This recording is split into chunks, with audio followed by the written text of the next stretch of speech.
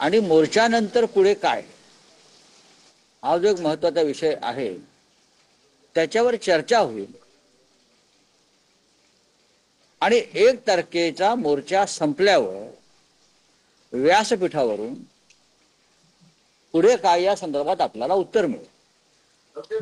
जसं आदित्य ठाकरेंनी परवा शिवसेना उभाटाच्या मेळाव्यात मतदार याद्यांच्या घोळा संदर्भात पॉवर पॉईंट प्रेझेंटेशन केलं, काही पुरावे दिले, तसंच आज मनसेचाही मेळावा होतो आहे आणि मतचोरी संदर्भात एक खळबळजनक सादरीकरण केलं जाणार आहे अशी माहिती मिळते. नाही विधानसभा निवडणुकीनंतर राज ठाकरे यांनी एक विधान केलं होतं, जे आम्ही केलं होतं, की मतं जातात कुठे, मतं गेली कुठे. आणि नक्कीच राज ठाकरे हे त्या संदर्भात काही वेगळी माहिती देणार असतील तर निवडणूक आयोगाला गांभीर्याने विचार करावा लागेल. आदित्य ठाकरे यांनी वरळीच्या एका मतदारसंघातली दुबार मतदार, बोगस मतदार, मृत मतदार या संदर्भातला पर्दाफाश केला. राहुल गांधींनी तर देशभरातल्या मतदार यादीतल्या घोटाळ्यांचा पर्दाफाश केला. आता राज ठाकरे त्यांच्या पद्धतीनं जर काही वेगळी माहिती समोर आणत असतील तर त्याकडे गांभीर्यानं पाहावं लागेल. जे आंदोलन सुरू आहे शेतकरी कर्जमाफी आणि अनेक मुद्द्यांसंदर्भात मुख्यमंत्र्यांनी चर्चेची तयारी दर्शवली. आज मुंबईत बच्चू कडूंची चर्चा होणार आहे आणि त्यानंतर आंदोलनाची पुढची दिशा बच्चू कडू जाहीर करतील. दरम्यान जरांगे पाटलांनी आंदोलनाला पाठिंबा दिलाय, ते स्वतः नागपुरात आहेत. पण जोपर्यंत मागण्या पूर्ण होत नाही तोपर्यंत आंदोलन मागे घेणार नाही याची बच्चू कडूंची भूमिका. ठीक आहे, बच्चू कडू हे लढवय्ये नेते आहेत. मनोज जरांगे पाटील मुंबईतून आपल्या मागण्या मान्य करून परत गेले. बच्चू कडूंना यश मिळालं 7-12 खोडा करण्यासंदर्भात तर आम्ही नक्कीच स्वागत करू.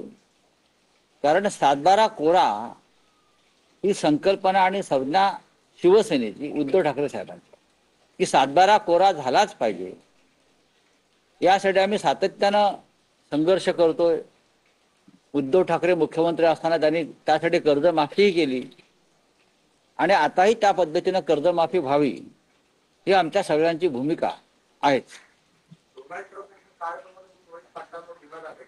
ठीक आहे, किरकोळ गोष्ट आहे. आणखी एक विषय आहे की मुंबई क्रिकेटच्या राजकारणात शरद पवार आणि देवेंद्र फडणवीस अशी युती बघायला मिळते. काल जी एनसीए संदर्भातली बैठक झाली त्यातही पवारांनी देवेंद्र फडणवीस यांच्या कार्यकुशलतेचं कौतुक केलेलं आहे. एक लक्षात घ्या की हा क्रिकेटचा विषय आहे, त्यात राजकारणी घुसलेले आहेत. एकेकाळी मुंबईतले उत्तम क्रिकेटपटू आणि क्रिकेट क्षेत्रातले प्रशासक हे एमसीएच्या बोर्डावर आले होते.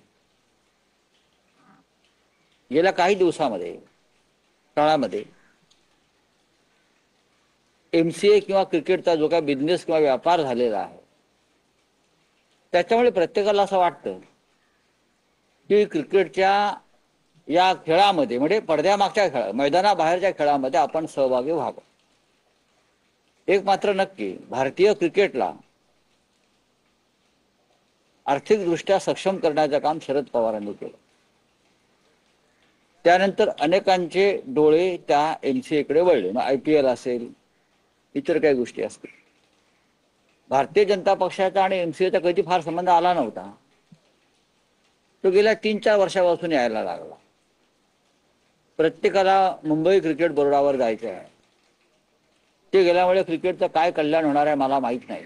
प्रत्येकाला प्रत्येक पक्षाला वाटतंय की मुंबई क्रिकेट असोसिएशन म्हणजे ऑल पार्टी बोर्ड आहे.